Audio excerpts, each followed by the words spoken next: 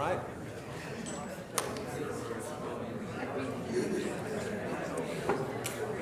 All right. We're at time. Can you all hear me okay? Yes? Thumbs up? You're a little close there. Hear me in the back? We're good? All right. My name's Bill. I come from Irrational Games, where I was there for about 13 years. I'll talk about me in a second. But a little bit about me is that I come from a background that I'm used to being heckled. So please feel free to chime in and cheer or tell me to shut up, or if something doesn't make sense or whatever. I hate quiet. So I'm going to share a little bit of my experiences in development, and the theme here is about hitting outside your weight class. Because the games that I've worked on, the teams that I've worked with, they've all sort of been scrappy and taken on much bigger battles than they probably should have and they had any right to. And so I'm going to share some of those experiences with you and tell you some of the things I've learned and talk quite a bit about constraints. And there'll be all kinds of terrible gifts about punch out and fighting, because I was a cage fighter. I fought in the MMA for about 10 years. You're laughing. I didn't. Okay. So yeah, I've been at game development forever. So I'm going to talk a little bit about me, define constraints, talk about hard constraints, soft constraints, and a little bit how they tie into my experiences. I told you I was a fighter. So this is me and two of my kids and my wife going as Smash Brothers. I grew up wanting to be Little Mac from Punch-Out. This is as close as I got. But since this picture was taken, we have had two more kids, and well, technically three if you count Perception, the game we worked on, my wife and I. So my wife founded the Deep End Games a couple of years ago when I released Perception. And so my background here again, in 2015, after about 13 years at Irrational Games, I founded the Deep End Games, where we worked on Perception. It's the narrative thriller where you play as a blind woman. And before that, I worked on all these games here, BioShock Infinite, SWAT, and BioShock, and a whole mess of prototypes and canceled projects as well. Before we get going here, let's define constraint here. And really what it comes down to is we only really care about the first one here. I think we all know what it is. We know what constraint means. But it's about limitation and restrictions. And I know as a developer, or as developers, a lot of us think constraint. Well, we're all conditioned to be like, well, what do we do with constraints? We smash them, right? We punch through walls and we break boundaries and that sort of thing. But the reality is that in some cases that's a good thing to do. In some cases you want to be aware of your constraints and be mindful of them and avoid them. In some cases you want to smash through them. We'll talk about every kind of instance and everything in between.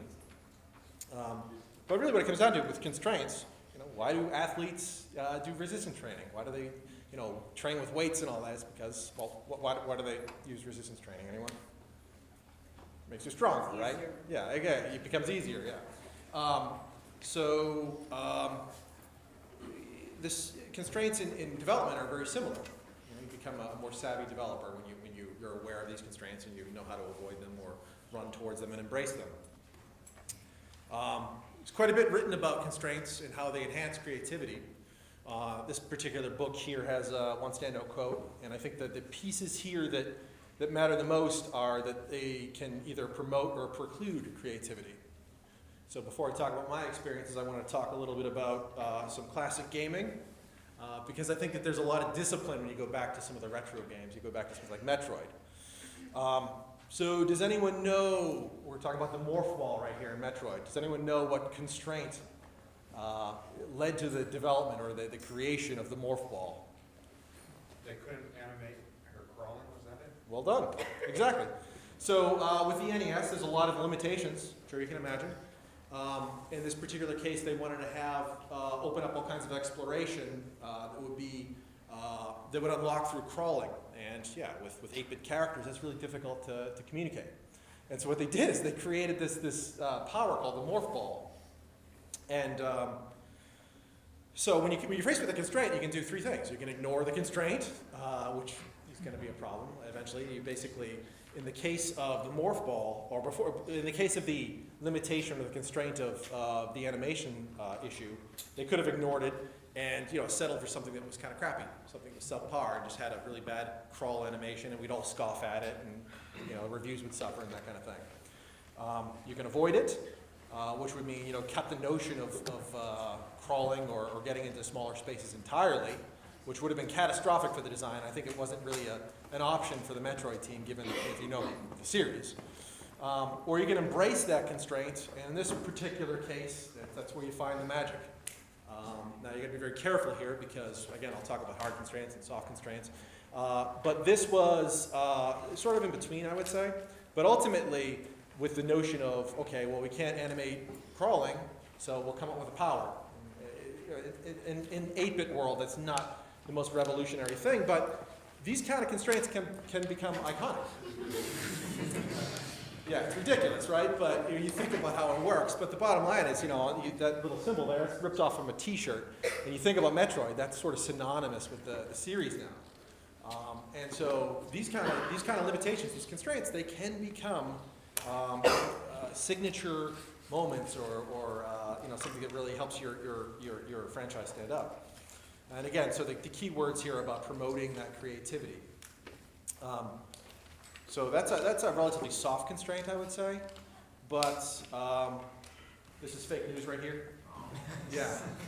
I don't know if anyone likes the Nintendo 64 or even Metroid, but Metroid 64 never happened. Does anyone know why? Well, constraints, yeah, exactly. Yeah. So, whoa. This particular constraint came from a notion of bounded rationality. There are limits to our thinking capacity, available information, and time. I know this kind of seems like no shit, right? Like, of course we have limits. We all have, our RAM. There's only so much information we can keep in our heads. But really what this comes down to is the ability to identify which battles you want to enter. And so in this particular case with Metroid 64, the designer recognized that he was facing an uphill battle, a hard constraint. And can anyone point out what particular aspect here was the limiting factor? I mean, it's really the controller, right? That's a hard constraint. How are you going to avoid that, right? You can come up with some crazy magic that's way ahead of the time. You can just sort of hope it works out, and maybe you create a world, a 3D version of Metroid, and just hope it plays well with the controller. You cancel the game, which is what they chose to do, or you find some sort of magic. Again, they could have shipped the game. Some games have done this. You look at Star Fox 64, they wanted to have the rumble pack, or they wanted to have rumble functionality, so you ship the game with the rumble packs. But having an entire game require a special controller, that's a pretty hard constraint. And it wasn't until after GoldenEye was released when I think it became a template for how you can do first-person shooters on a one analog stick controller. And Metroid Prime ripped that off, and I think a key component of the franchise is about exploration. And so the idea of exploring a space in 3D becomes very difficult with the one analog stick. So anyway, I think they were right to dodge. They weren't right. The timing wasn't right for Metroid 64, unfortunately. I'm sure this is pretty obvious, but everyone loves Silent Hill. Does anyone know the constraint that they were faced with on the Draw distance animation. Exactly. Primarily draw distance. Yeah, exactly. And so what they did is they covered up the draw distance issues with fog, and it became iconic. At the time, it's funny because Nintendo 64 was known as the fog machine, right? Their logline was actually the fun machine, but a bunch of haters called it the fog machine. And so what you have here is something that becomes iconic. You look at movies like The Fog or The Mist. Silent Hill was first to embrace that constraint and make it into something that helped with the atmosphere and became iconic. So the way the fog rolls in, even in the movies, became interesting. And then you look at the HD re-release of Silent Hill 2, for example. You can see where they eliminated some of the fog, and you can see where the edges of the world appeared in the game, and it really kind of hindered the experience. Now, I don't know what I looked it up and tried to get to the bottom of it. I don't know exactly the reasoning behind the removal of the fog here. It could have been some sort of rendering issue. Who knows? It's a good chance we'll never know. But I suspect that as they up-resed everything and tried to get it on, make it sort of next-gen ready, they may have been like, hey, let's help with the draw distance. Again, I'm speculating here, so bear with me here. But that was a constraint. They put that, the fog in to deal with the constraint that they had, and it became iconic, and then somehow that got lost in the HD re-release, and they got panned for it. It's buggy. So lots of quotes about constraints and creativity, but Stravinsky, the composer here, has some interesting insight. I think the idea of helping with your precision and helping you focus, that's exactly what constraints do. And it's something in my career that's been a rallying cry, and it's something that's the worst experiences that I've had personally with development have been experiences where we've lacked constraints. My first experience in the industry was on a game called The Lost. Anyone hear of this? No. Oh yeah, you've heard of it. Hi, Forrest. So it was an ill-fated game. It was set to come out for the PlayStation 2, eventually the Xbox as well. But this was following System Shock 2. I joined the company probably around pre-alpha of this game. And it was a game, we called it a mix of Silent Hill meets Zelda. Weird bedfellows, I guess you could say. But the important takeaway here is that we wanted it all. We had 50 plus maps and all these completely different looking sections across the 9 circles of hell. We had 4 different playable characters, and they all had 4 unique weapons that could radically change the way you play the game. We had roaming AIs that had really intricate systems of perception. They would detect you, and you throw all these things together. You're heading for a recipe of frankly, disaster. And you could see that in development. We started off on the Lift Tech engine and wasn't able to handle it. And we swapped over to the Unreal Engine, which was way, way better at the time. This is PlayStation 2, so this is, coming up on 15, 20 years ago.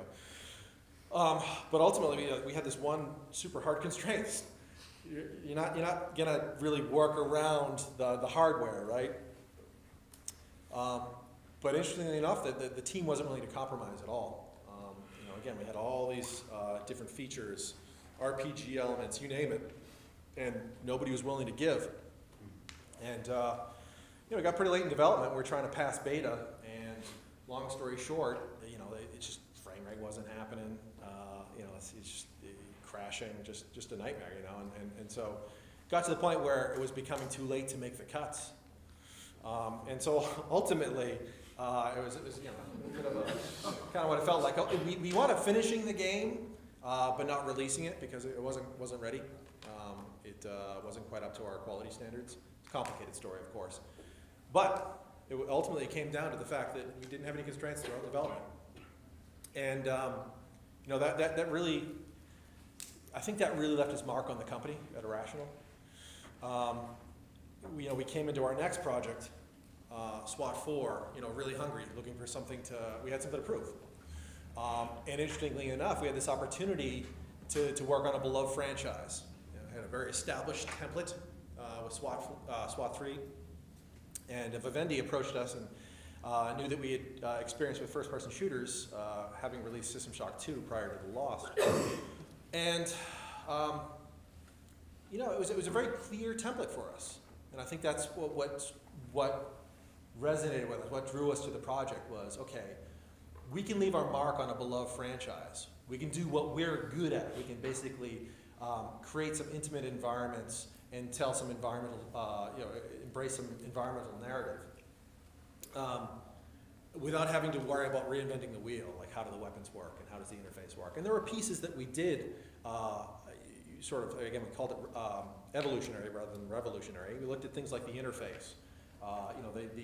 The interface for SWAT 3 was a little cumbersome. You're dealing with giving out commands to your squad, And so we had all these nested menus that were a little difficult, and so we basically made everything contextualized, make it so when you point at a door, you'll get a contextualized interface.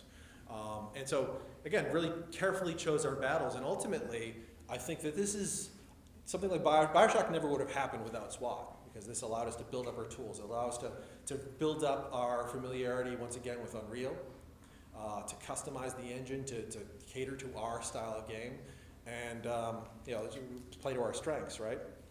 We're a tiny team here, and ultimately the process of developing it was very much a very tricky balancing act, where it's like we know exactly what areas we're going to push on, what areas we're going to innovate, but for the most part, it's like stay on target, right? And that's exactly what we needed. We needed to finish a project. We're on a tight schedule. Altogether, it was about 18 months to 2 years or so. I don't remember exactly. But ultimately, it was very, very focused. And it allowed us to build up our tech and our confidence. And ultimately, it's about making sure that you understand that sometimes we have these constraints. That's where your best ideas come from. Again, basically, it's about setting yourself free. And so after SWAT 4, we were approached by Vivendi Universal, and they said, hey, we're very happy with the results. We know that you guys want to get a little more creative. You want a little bit more power and creative control. If you could do anything as a follow-up to SWAT, what would you do? And so the art team was really big into the graphic novel of Walking Dead. Mind you, this is 2005 or so. So the zombie apocalypse hadn't happened, right? Everything was like, Jesus Christ, you can't avoid zombies now, right? But so we had this idea of what if you're this squad of people who are going out into the zombie apocalypse, trying to scrounge for resources and strategically decide what sections of the city to scrounge and who to save and bring back to base in this sort of strategic element mixed in with the tactical. It's hugely exciting to us. Again, very clear set of constraints, but we have just the right amount of flexibility in terms of like feeling fulfilled. So it was a perfect project for us. We went out on the road, we pitched it, we were super excited, we had a prototype, and response. To this day, I hold that this was the stupidest thing I've ever heard a publisher say, because we all know what happened after this. Like, this was right before, everything, before Walking Dead TV show and Left 4 Dead and everything dead and whatever. If you want to see some gameplay footage of this, we released the prototype or some video of it. You can just YouTube, Division 9 was the name of the game, sorry. You can take a look at that. So here we are, we're being rejected left and right, and we're saying, okay, well, what's next? What are we going to do? And there was part of the company was always looking to go back to System Shock 2. It was a beloved franchise. But we didn't have the rights to it. It was very complicated. It was tied up in 18 different companies. And so we had the idea of what about a spiritual successor? I just spoiled myself. I was going to ask if anyone knows what this is. But these are early prototypes from BioShock. And so I'm going to talk a little bit about how throughout the development of BioShock, we had a variety of different constraints. Some of them came in kind of late. Some of them really drove the vision of the game. But for starters, this is sort of more of a direction or our art direction issue here, but our early prototypes here, this is pretty bland. We've seen this a million times, right? There's nothing to this that's completely forgettable. And so you wouldn't even recognize it now. And it really wasn't until Ken Levine, the creative director behind the game, had a trip to New York. He's talked about this publicly a bunch. He went to Rockefeller Center. And he had the wacky idea of, hey, what if instead of being the typical industrial video game sci-fi space at the bottom of the sea, what if it was a city?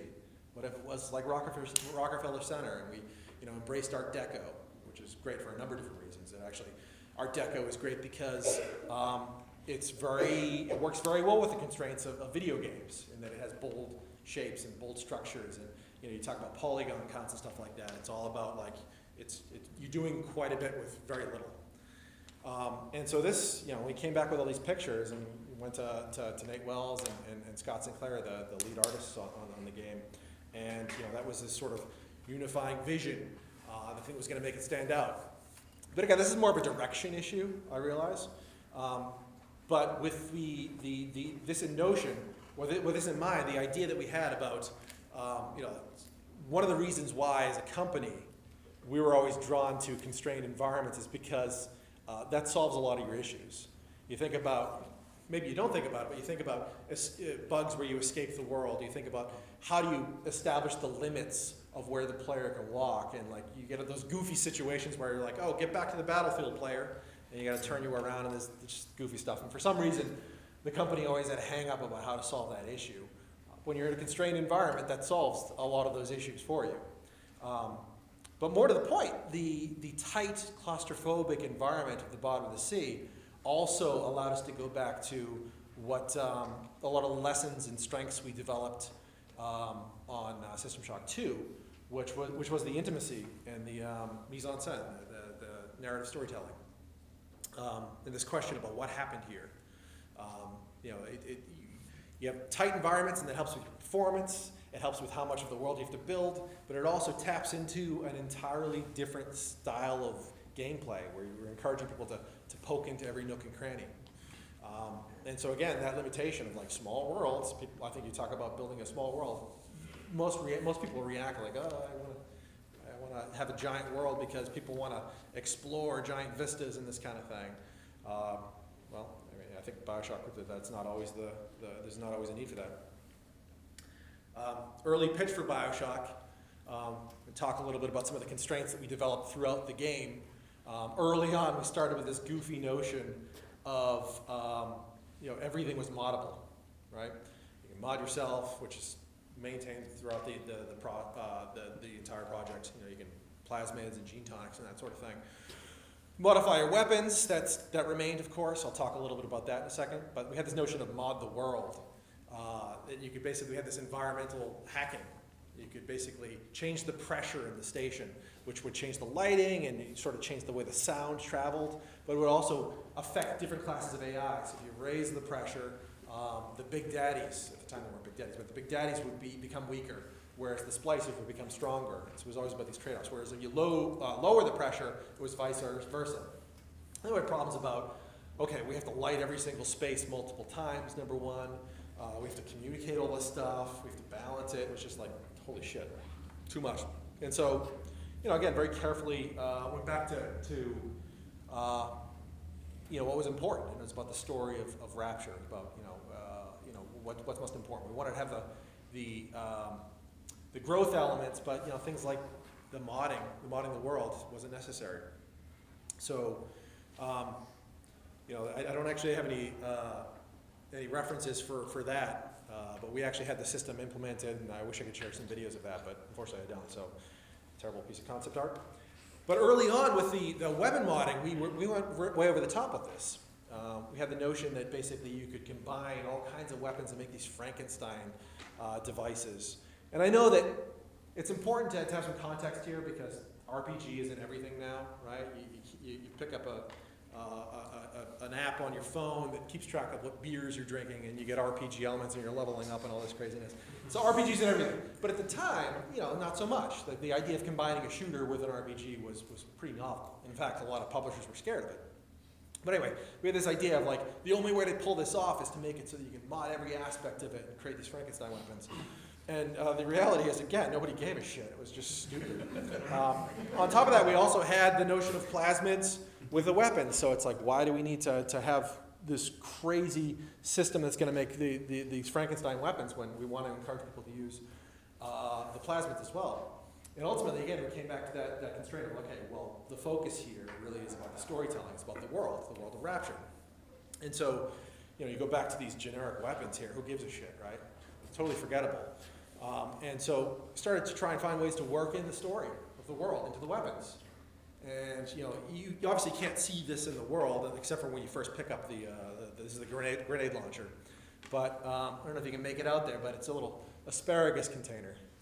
It tells a little bit of a story, right? Somebody was desperate, and they found some old tin cans, and they cobbled together a nice little Art Deco, like how the muzzle's got like little Art Deco elements or whatever. They cobbled together this thing and told the story. We had a similar issue with, does anyone know what this is? Little sister. Oh, you cheated. Come on. Dude. This is an early concept of the little sister. And in fact, we actually had this fully modeled, And in the game and animated, and basically we had a whole ecology where these stupid little, we call them slug bugs, would be roaming around the space, and they sort of roam about freely. And if you beat on them, they start screaming, effectively sounding the alarm for the Big Daddy to come in and beat the shit out of you. But can you imagine what the response people would have to these things? What do you think that what behavior do you think that these encouraged? What's that? Yeah, shoot. Yeah, exactly. Yeah. And that was the opposite of what we wanted. We wanted there to be a moral choice. We wanted there to be this notion of, okay, there's the gameplay aspect of, am I ready to take on this risk right now of fighting the Big Daddy? But we also wanted to have a little bit of like, I feel kind of gross doing this. And you feel like you're doing Rapture a favor by smushing these things. And so we all know where that went, right? Turn into little sisters. And obviously that choice you have about harvest or save became, you had the mechanic choice, the choice about, that meaningful choice of, is now a good time to take on a Big Daddy, but also the emotional one. And we all know how this went down, right? So yeah, we're kicking ass right now, and you know, BioShock was our finally hit it right? We had slowly climbed our way out of nearly closing the company after the Lost, and ultimately we're king of the world. And so for our next project, BioShock Infinite, the sky was the limit, right? We're going to fall into the same trap. Basically, we had the notion in our heads that we could do anything. We're in the latest version of Unreal. It's not our custom version. We were using Unreal 3. And so our version of Unreal on BioShock was all about, we had built it around constrained environments. But now we're like, we got to go big, right? We got to follow up BioShock. We knew we couldn't just go back to Rapture. We knew we had to have something to say. We need to, you know, double down on a lot of the ideas that we had. And so again, with this lack of constraints, you know, it led to some problems. I think throughout development, it's been a lot of ink written about the development and how you know, it took a while, and you know, it took a while to find our form and all this. But ultimately, I think the biggest piece was about finding those constraints. And so I'm going to talk about a couple different systems here, including the skylines.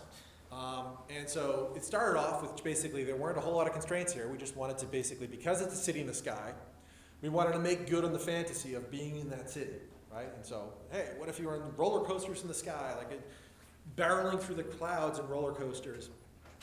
You can hop on and off freely in this whole notion, right?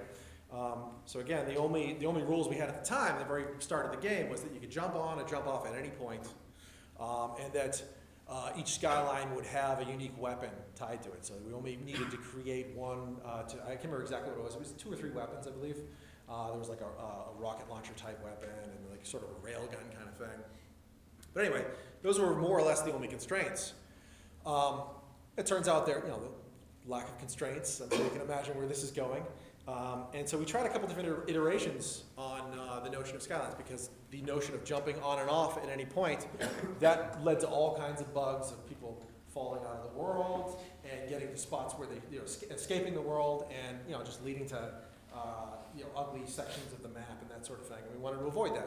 So the first thing, actually, the artist came up and said, hey, what if we had this notion of when you're riding along the skylines, you could use the stick to flick a direction to basically, I don't know if you can really make it out here, but in the top right one here, those little arrow indicators are showing you where the lines are, and all you have to do is flick to that line. But the idea of jumping on and off at any point went away, because again, it was player RAM. They'd be like, where the hell, you know, what's the right choice here? I can jump anywhere, so you're constantly looking.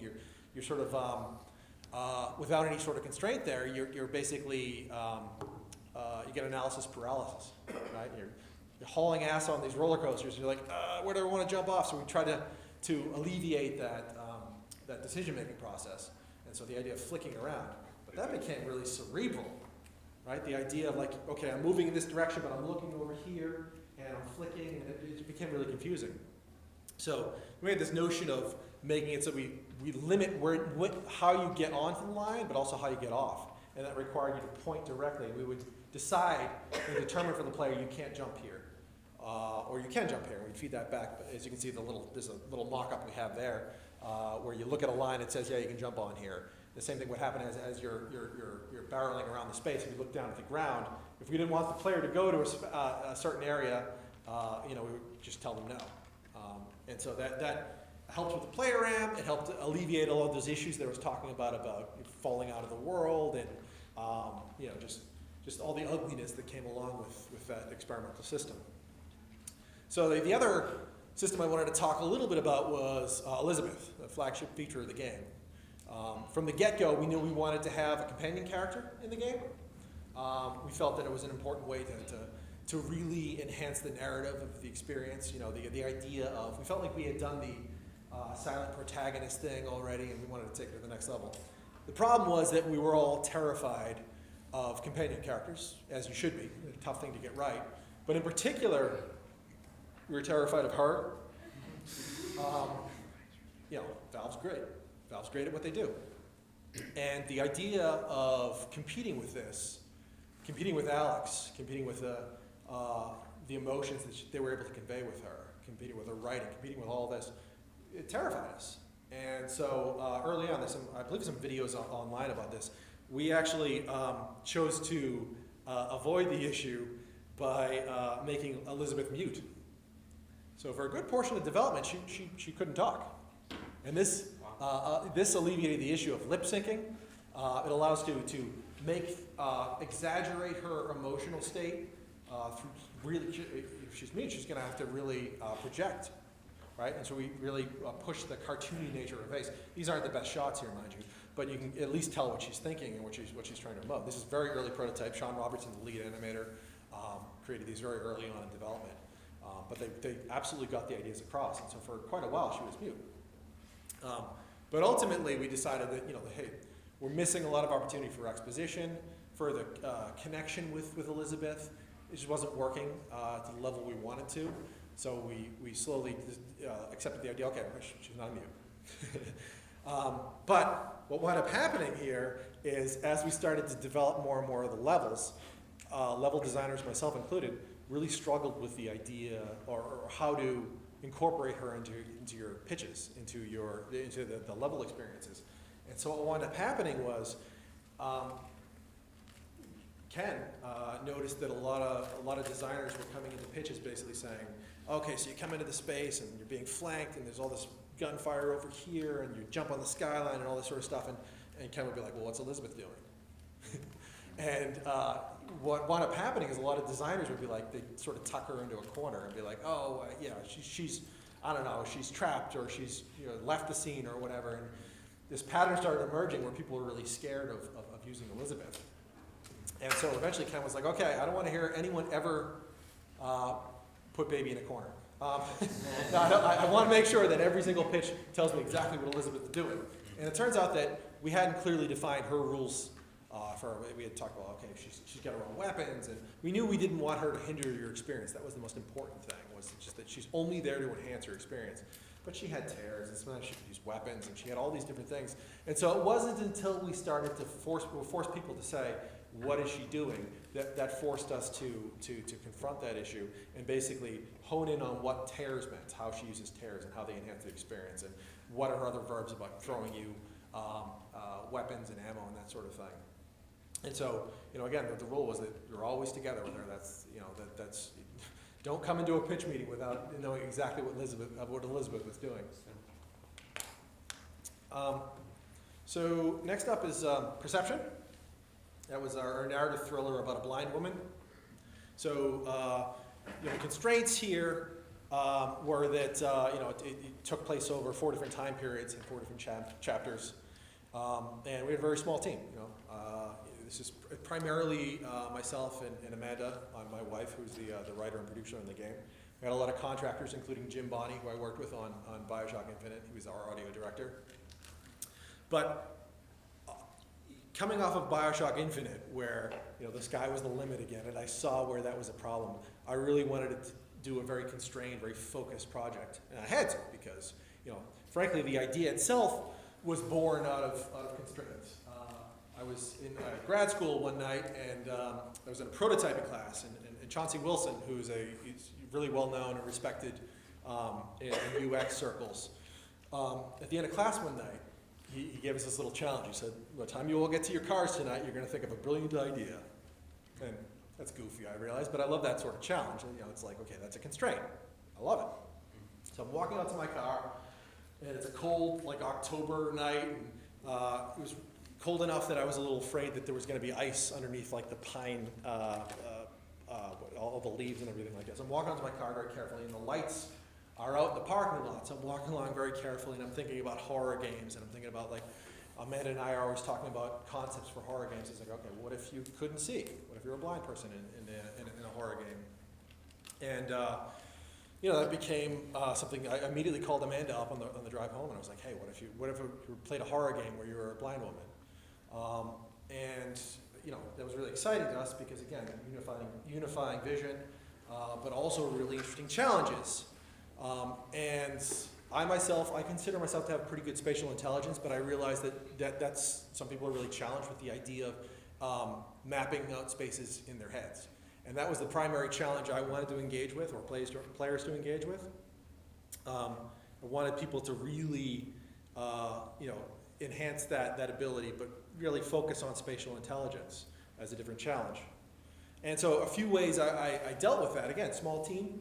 I was pretty much the only one working on the levels. I had some level artists and that sort of thing. But obviously one of the keys to navigation, and you can see, is you have landmarks. And so one of the ways I tried to make sure you're going across 4 different chapters, 4 different time periods.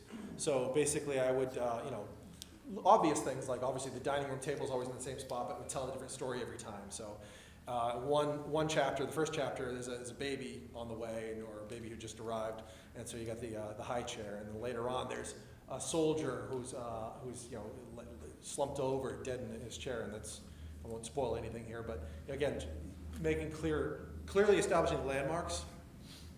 And so here's the foyer, for example. You have the 80s level, which was chapter 1.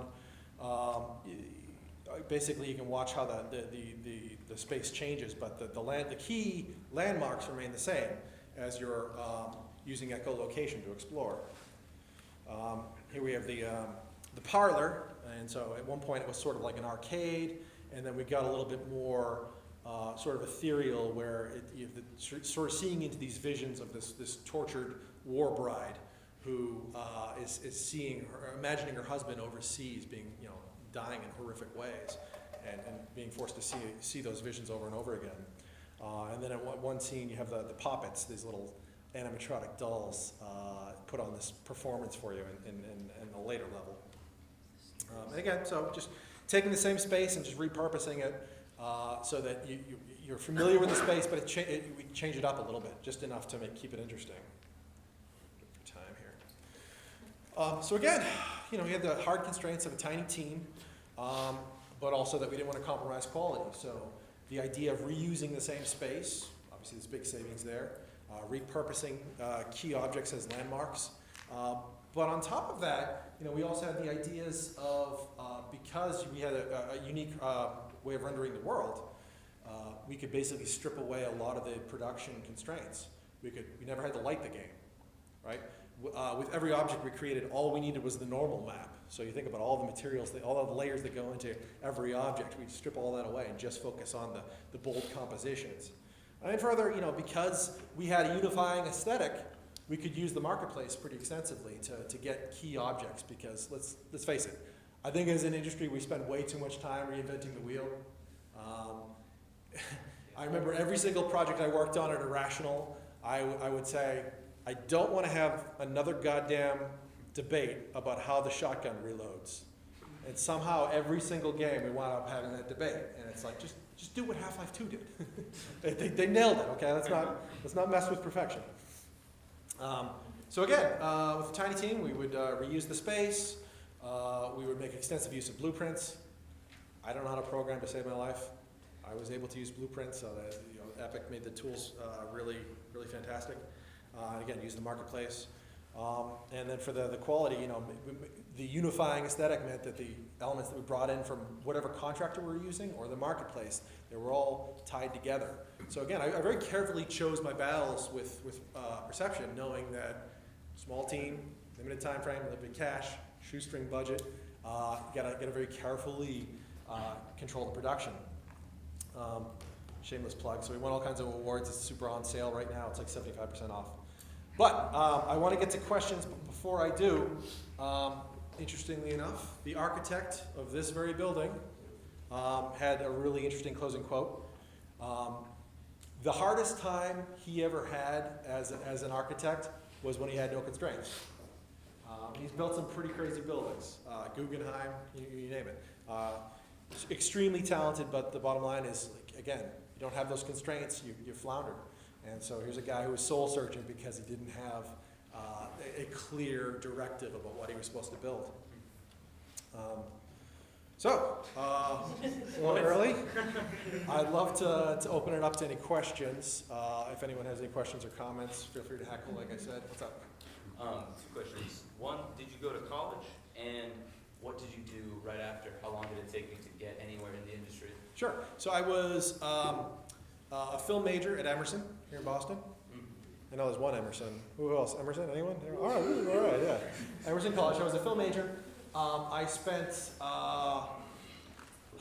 actually towards the end of, I think it was my senior year, I switched over from film to media arts generalist because I was trying really hard to get some kind of video game major, but I was kind of laughed at the time because this is the PlayStation 1 era, right? I graduated right before the PS2.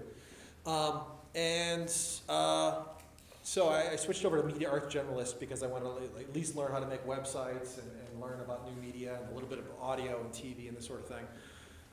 And from there, I went out to Universal Studios as a short stint at a company called Mostel Lieberman, who eventually went on to do Terminator 3. But the time I was out there, they were looking for the next script.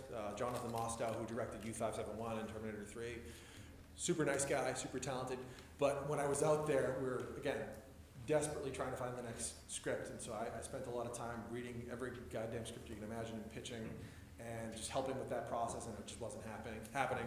And at the time, up until that point, most development was out in the East. It was like the Western market hadn't really emerged. The Blizzards and this sort of thing. PC really helped accelerate that process. And with the PlayStation, the late cycle of the PlayStation, what was looming with PlayStation 2, development in the U.S.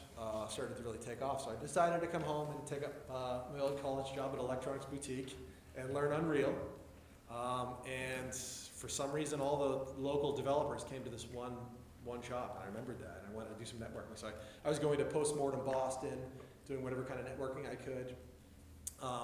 And I was lucky enough, among the developers who came to this one shop was Ken Levine.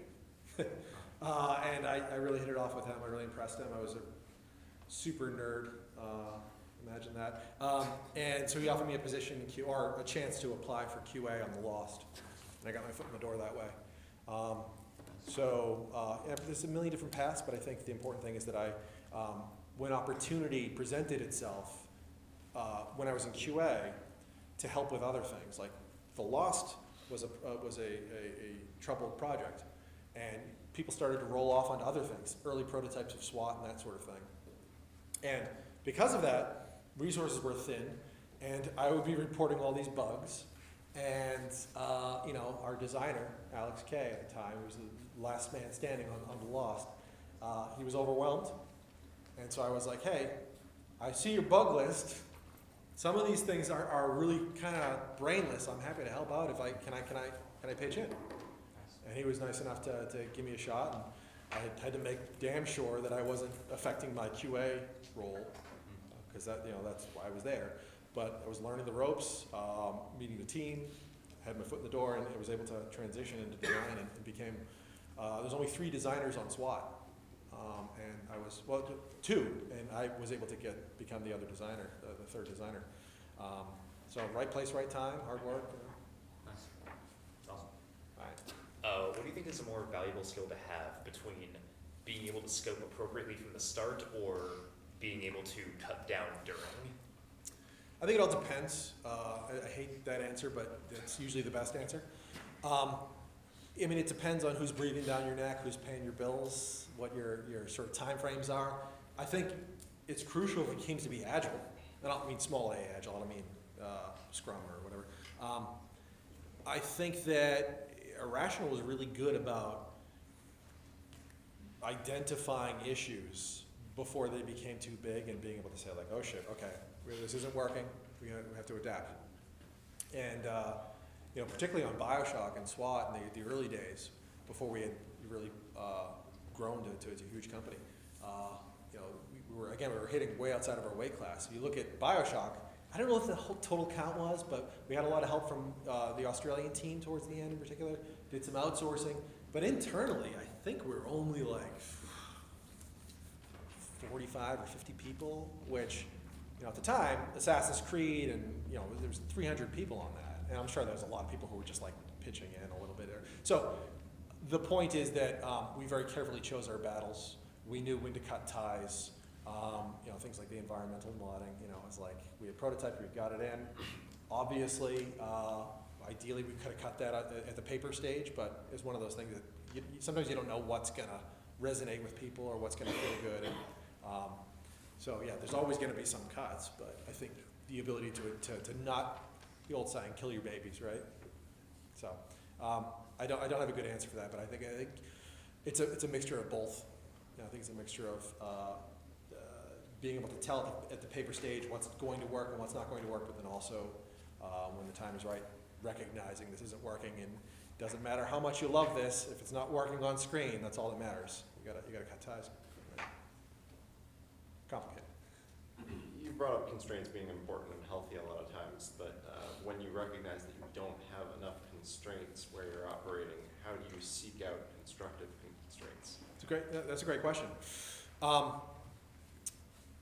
And again, it all depends. I think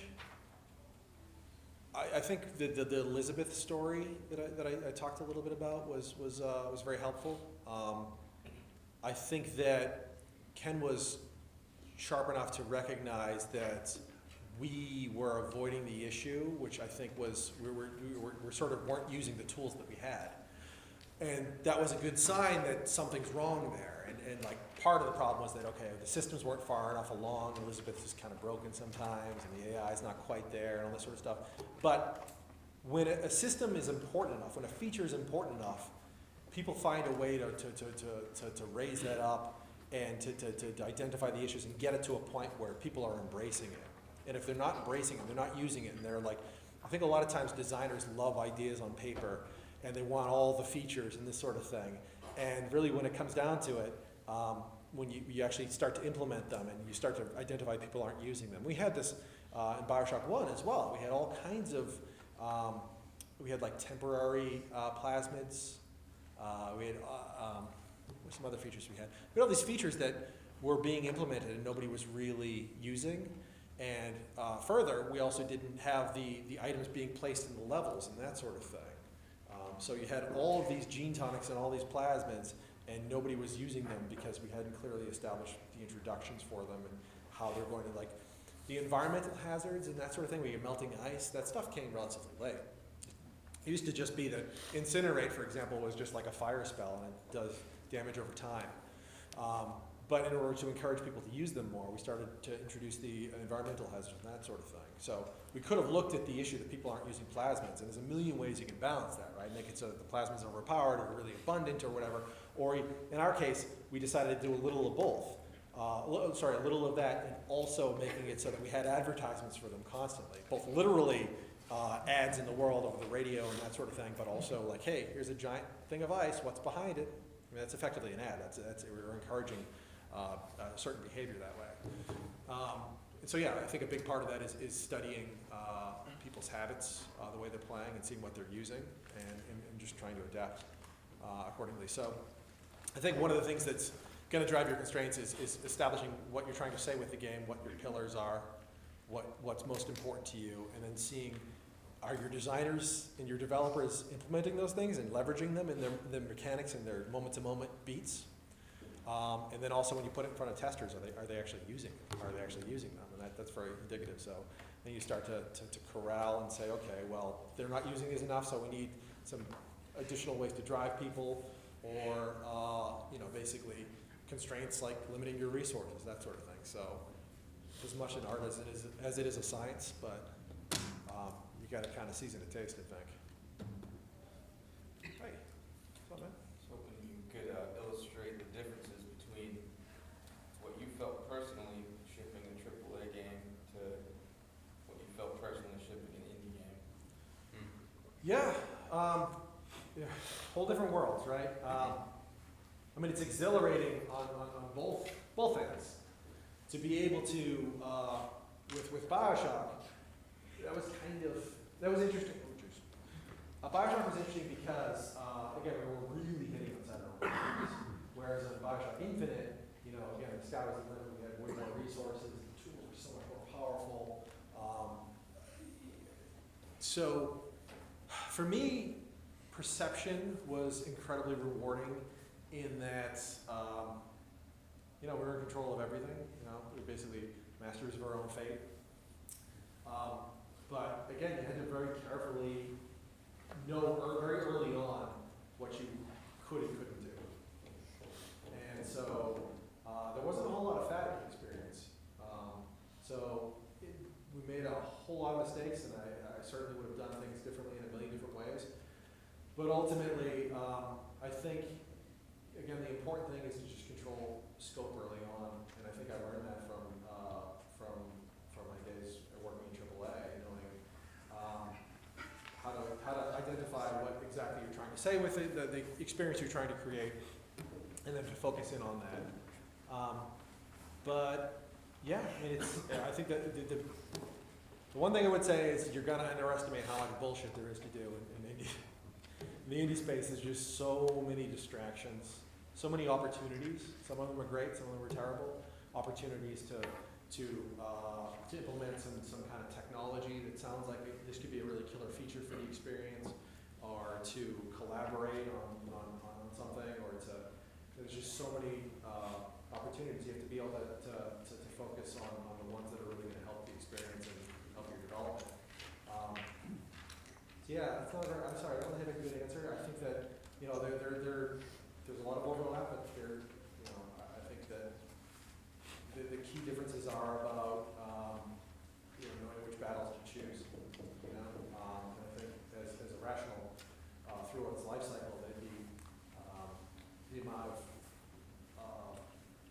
challenges we could take on, the way that they swell, it just sort of, the company really changed over the years, where it was, again, it was a huge cultural shift where it became sort of difficult to even keep track of who was who. You walk down the hall and you would see people you wouldn't recognize.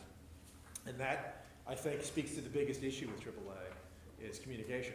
And I don't know if you remember this, but at one point we had multiplayer in BioShock Infinite, and we were about a year into development. We had 3 different modes, and stuff's all been talked about publicly, of course. But at one point, I was we were in a team meeting, and I'm walking people through the different modes, and it was a 45-minute presentation or so. And I get to the end of it. I walk through every single mode. I show some video, a bunch of concepts, and walk through all the designs. And at the end of it, I was like, okay, let's talk about this. Any questions at all? And one artist, I won't say who, raised his hand. It was the usual sort of quiet after. Anyone have any questions? Like, did anyone have any questions? And artist raises his hand, and he said, this game has multiplayer?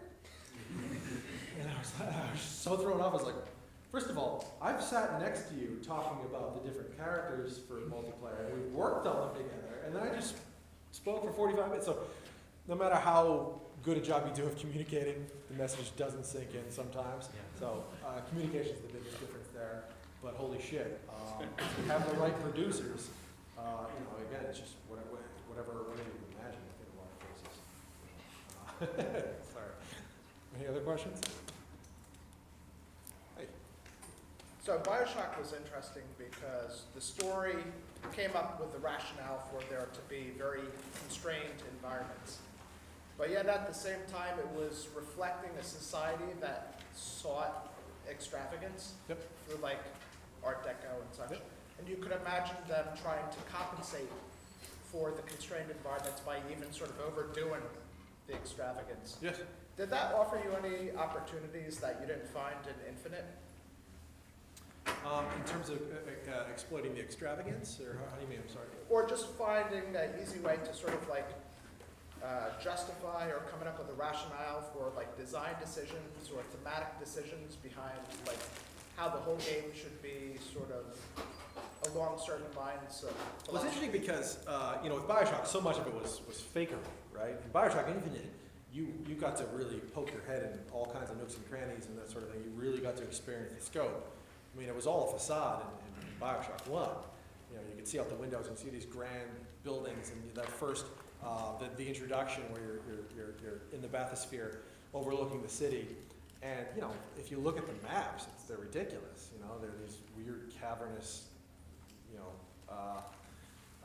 mazes that make no sense and don't fit into any sort of architecture that makes sense or whatever, but it felt right. It sort of, as long as it passed that smell test. So I think that, somehow we found the sweet spot of making that believable, where it's like, A, it's got to be a functioning city, or look like it could be a functioning city. B, it's got to, impress people and be like, oh, it's got this grand scale, but not feel like you've denied people exposure to that scale, right? It's amazing to me that, it still amazes me to this day that we're able to scratch enough of the itch that people felt like, oh yeah, this is a city, and I really felt like I explored a bunch of it. And I think the focus on really being intimate in the experience and leaving a little bit to the imagination, like there's so much more beyond this. But again, like, how does an entire city move around? You arrive at that bathysphere station in the beginning, there's like 3 different pods that could arrive. It's like, Jesus Christ, it must have taken 20 years for everyone to arrive, right? I'm sure that wasn't the only arrival station, of course, but sorry, I'm meandering a bit again, but I think that there's definitely opportunity. We could have played up that opulence a little bit more, and in some ways, BioShock Infinite again captured that scale and scope a lot more. And that's the goal. So we went from just the facade to, it's interesting because you couldn't go into many of the spaces in BioShock Infinite. You just got a sense of the impression of the city and the sky and that kind of thing, but you can kind of explore the outside. So they're polar opposites in a lot of ways, but I don't know if there were opportunities that we missed. Address what you're talking about. So if anyone has any follow-ups, I'm happy to chat. Always happy to answer any questions. Feel free to email or message or whatever, but we're pretty much right at time. I'll hang around or whatever if you want to chat more. Thank you much.